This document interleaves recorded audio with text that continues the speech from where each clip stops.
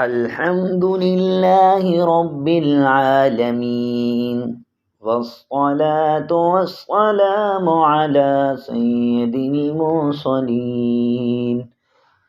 أما بعد فأعوذ بالله من الشيطان الرجيم بسم اللہ الرحمن الرحیم۔ حضرت عمر بن خطاب رضی اللہ تعالی عنہ کے بارے میں آج ہم کچھ تفصیلات جانیں گے۔ دعا ہے کہ اللہ تعالی ہمیں ان کے طریقوں پر چلنے کی توفیق عطا فرمائے، آمین یا رب العالمین۔ آپ کا نام اور کنیت؟ ابو حفصہ عمر بن خطاب بن نفسیل بن عبد الغازی بن رعا بن عبداللہ بن قرط بن رواح بن عدی بن کعبہ بن لواح بن غالب القریشی العدوی ہے۔ آپ رضی اللہ تعالی عنہ امیر المومنین، دوسرے خلیفہ راشد، صاحب کرامات اور قائد فتوحات ہیں۔ اللہ تعالی نے آپ رضی اللہ تعالی عنہ کے ذریعے اسلام کو قوت بخشی۔ آپ رضی اللہ تعالی عنہ نے مسلمانوں سے تکالیف دور کیں۔ اللہ تعالی نے آپ رضی اللہ تعالی عنہ کے ذریعے حق و باطل میں امتیاز کیا۔ بہت سے امور میں آپ رضی اللہ تعالی عنہ سبقت و والیت رکھتے تھے۔ آپ رضی اللہ تعالی عنہ کی رائے قرآن کے موافق ہوتی تھی۔ آپ رضی اللہ تعالی عنہ کے ہاتھوں دین و اسلام کی نشر و اشاعت ہوئی۔ شیطان بھی آپ رضی اللہ تعالی عنہ سے خوف زدہ ہوتا۔ آپ رضی اللہ تعالی عنہ دینی مطالب اور رحمیت کے حامل تھے، لوگوں کی ضرورات کو پورا فرماتے۔ آپ رضی اللہ تعالی عنہ ذی وقار اور ہیبت دار شخصیت کے مالک تھے۔ آپ رضی اللہ تعالی عنہ اہل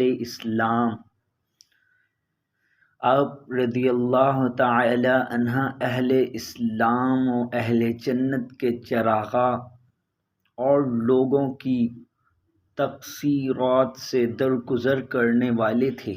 آپ رضی اللہ تعالی عنہ کے آنسو جلد رواں ہو جاتے، چہرہ بارونق اور دلکش تھا۔ آپ رضی اللہ تعالی عنہ بوڑھوں کے خادم اور مفلسوں کے مددگار تھے۔ لذا آپ رضی اللہ تعالی عنہ عادل حکمران اور باکمال خلیفہ و راشد تھے۔ آپ رضی اللہ تعالی عنہ نے تمام غزوات میں شرکت فرمائی۔ آپ رضی اللہ تعالی عنہ دین کے لیے مضبوط قلعہ تھے۔ آپ رضی اللہ تعالی عنہ پہلے شخص ہیں جنہوں نے اعلی الاعلان بیت اللہ کے پاس نماز پڑھی اور ببنگ داخل ہجرت فرمائی۔ آپ رضی اللہ تعالی عنہ سچی زبان اور کلمہ و حق کے اظہار میں معروف تھے۔ اللہ کے دین کے معاملے میں کسی ملامت گری کی ملامت سے نہیں ڈرتے تھے، لذا حدود و خداوندی کو قائم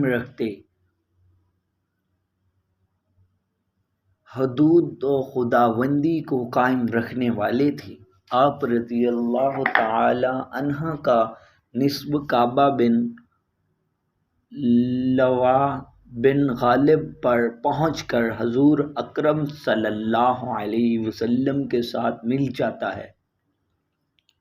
آپ کی ولادت عام الفیل کے 13ویں سال بعد ہوئی اور ہجرت سے 5 سال پہلے اسلام قبول کیا۔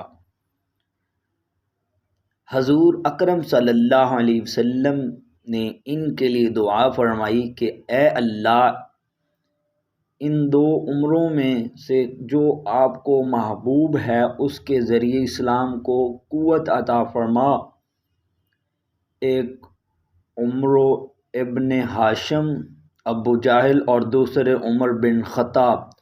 چنانچہ حضرت عمر رضی اللہ تعالی عنہ اللہ تعالیٰ کو زیادہ محبوب ثابت ہوئے۔ آپ رضی اللہ تعالیٰ عنہ کے عظیم فضائل ہیں۔ نبی کریم صلی اللہ علیہ وسلم نے فرمایا، اللہ جل شانہ نے حق بات کو عمر رضی اللہ تعالیٰ عنہ کی زبان اور دل میں رکھ دیا۔ حضور اکرم صلی اللہ علیہ وسلم نے فرمایا کہ اگر میرے بعد کوئی پیغمبر ہوتا تو عمر رضی اللہ تعالیٰ عنہ ہوتا۔